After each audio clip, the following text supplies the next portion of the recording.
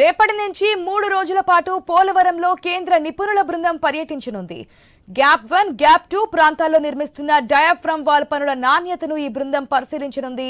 అల్లూరు జిల్లా దండంగి గ్రామం వద్ద స్పిల్వే సమీపంలో ఉంచిన మట్టి నిల్వల నుంచి శాంపిల్స్ సైతం సేకరించనున్నారు.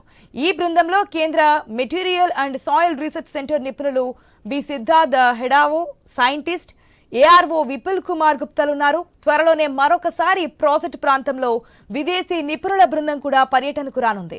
ఇక మరోవైపు పోలవరం పనుల్లో ఎలాంటి జాప్యం లేకుండా వేగవంతంగా నిర్మాణాలు పూర్తి చేసేందుకు కూటమి ప్రభుత్వం అడుగులు వేస్తోంది.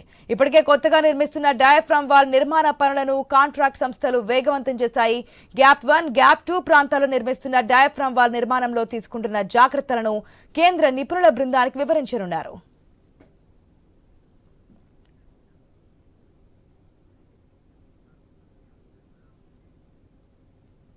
రేపటి నుంచి 3 రోజుల పాటు కూడా పోలవరంలో కేంద్ర నిపుణుల బృందం అయితే పర్యటించబోతోంది. అది గ్యాప్ 1, గ్యాప్ 2 ప్రాంతాల్లో నిర్మిస్తున్న డయాఫ్రమ్ వాల్ పనుల గురించి కావచ్చు, ఆ ఏదైతే శాండ్ ఉందో దాని నాణ్యత సంబంధించి కావచ్చు, ఇవన్నీ కూడా సేకరించబోతున్నట్టు తెలుస్తోంది. పూర్తి అప్డేట్స్ మా ప్రతినిధి భార్గవ్ ద్వారా తెలుసుకుందాం. భార్గవ్, అటు కేంద్ర నిపుణుల బృందం కూడా పోలవరం ప్రాజెక్టులో పర్యటనకు రాబోతుంది. ఇప్పటికే కూడా అక్కడ ప్రాజెక్టు అధికారులు ఎవరైతే ఉన్నారో వారు ఈ కేంద్ర బృందం పర్యటనకు సంబంధించి అన్ని ఏర్పాట్లు కూడా చేశారు.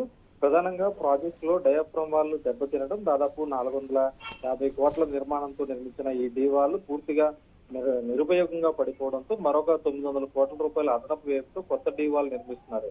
ఈ తరుణంలో ఆ డీ వాల్ లో ప్రతి నిర్మాణ భాగాన్ని కూడా ప్రత్యేకించి ఎప్పటికప్పుడు కేంద్ర బృందం పరిశీలించే విధంగా నిపుణులు సూచనలు ఇచ్చే విధంగా కూడా రాష్ట్ర ప్రభుత్వం కానీ సీఎం చంద్రబాబు ఆదేశాలతో అందుకు తగ్గట్లు షెడ్యూల్ నిర్వహించడం జరిగింది.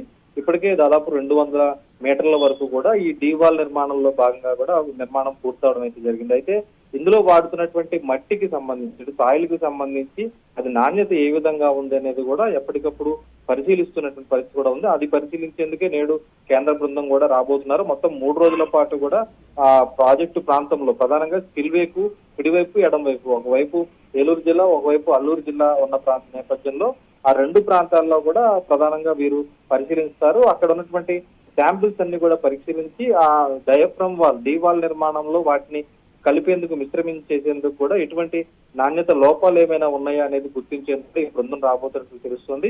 మరొకసారి ఎప్పుడు కూడా డీ వాల్ లో లీకేజీ రాకుండా ప్రధానంగా సీపేజ్ అనేది కూడా ఏర్పడకుండా, అంటే ఎగువ దిగువ కాపర్ డ్యామ్ల మధ్య ఈ డీ వాల్ నిర్మాణం జరుగుతుండగా కాపర్ డ్యామ్ ను దాటి సీపేజ్ అంటే లీకేజీ అయ్యి ఈ వాటర్ అనేది కూడా ఈ మధ్యలోకి రావడం వల్ల ఈ రోజు డీ వాల్ దెబ్బతింది. కాబట్టి మరొకసారి ఇటువంటి తప్పిదం జరగకుండా నిపుణుల సూచనలు తీసుకునే విధంగా కూడా ఈ రోజు పోలవరం ప్రాజెక్టు అథారిటీ నిర్ణయం తీసుకుంది. అందుకు సంబంధించి ప్రతినిధుల బృందం కూడా రాబోతున్నారు. ఇప్పటికీ అంతర్జాతీయ నిపుణుల బృందం కూడా వచ్చిన నేపథ్యంలో అనేక మార్లు వచ్చి వారు ఇచ్చిన సూచనలను ఈ రోజు కేంద్ర నిపుణులు కూడా పరిశీలిస్తూ వారి పర్యవేక్షణలో ఈ ప్రాజెక్టు పూర్తి కాబోతోంది. మరోవైపు అదే సమాంతరంగా అటు పవర్ ప్రాజెక్ట్ పనులు కానీ, అటు ఎర్తకం రాక్ఫిల్ డ్యామ్ పనులు కానీ కొనసాగుతూనే ఉన్నాయి.